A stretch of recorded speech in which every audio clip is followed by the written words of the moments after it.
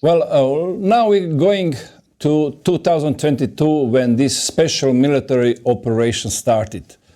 And everybody around the world said that Putin invaded Ukraine. Can you tell me your side of story?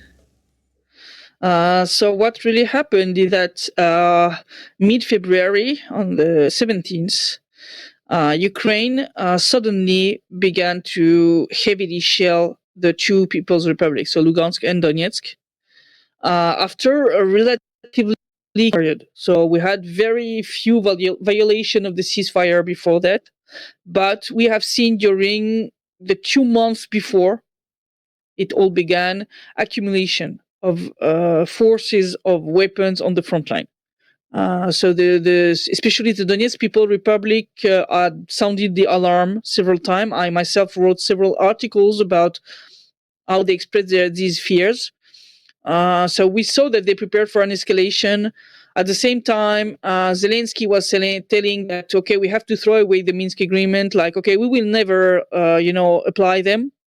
So we understood that, okay, it's bad. I mean, we are going on the wrong direction and that it will escalate. We didn't know exactly when, but so mid-February, suddenly they began to heavily shell, especially civilian areas in the Donetsk and the Lugansk People's Republic. And when I say it's really huge, I mean, we had like the day before we had like just few shells. And then the day after we had like 500 shells.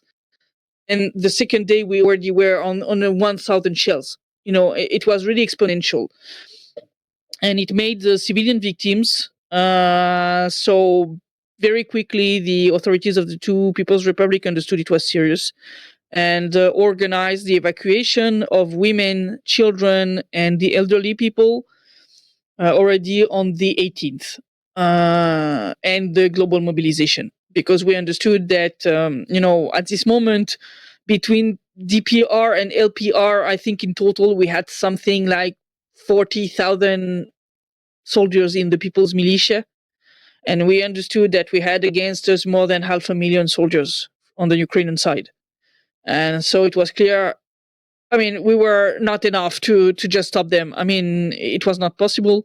So all the reservists were called, global mobilization in the two republics. But we understood you need time to train the guys who never took a weapon in their hands. And so quickly on the 21st of February, Russia officially recognized it was the something it didn't do.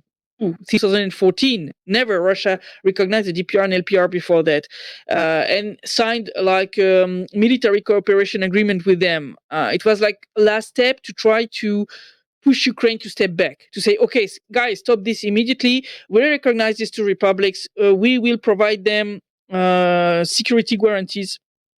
Stop this. Stop this now, and all will be okay. But Ukraine didn't step back.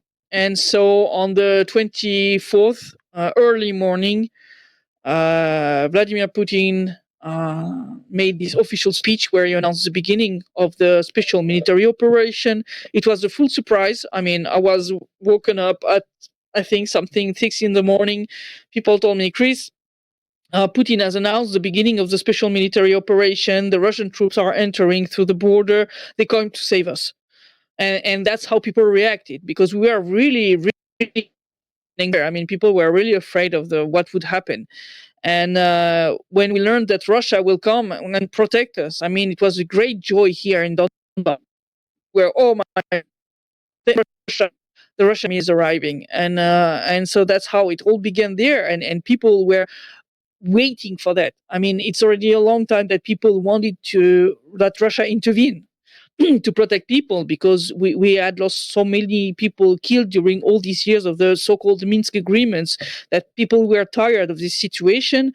And at the same time, when everything began, we understood that they wanted to attack. They began to test our defenses to see where they can make the first strike.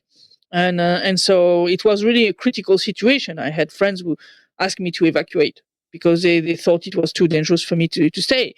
But I say, no, I will stay and continue my work here no matter what. And I was like most of the people here the whole day on the 24th, people and even neighbors called me and asked me, it's true, the Russians are coming. And I said, yeah, we have already the images. They are crossing the border and they arrive. They will protect and save us. And people were so relieved here. I mean, it was a joy. It was a day of joy here in the Donbass.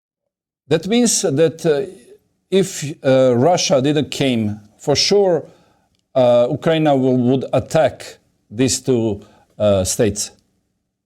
Yeah, and they would have committed a genocide. I mean, they were clear on that. They wanted to clear Donbass from all the separatists and so on.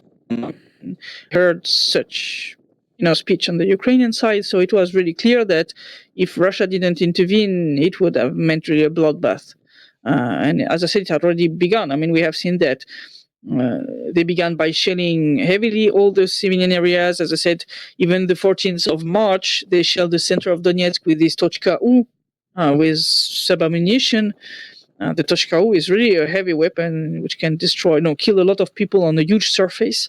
So when you shell the center of a city with that, you understand that you will do a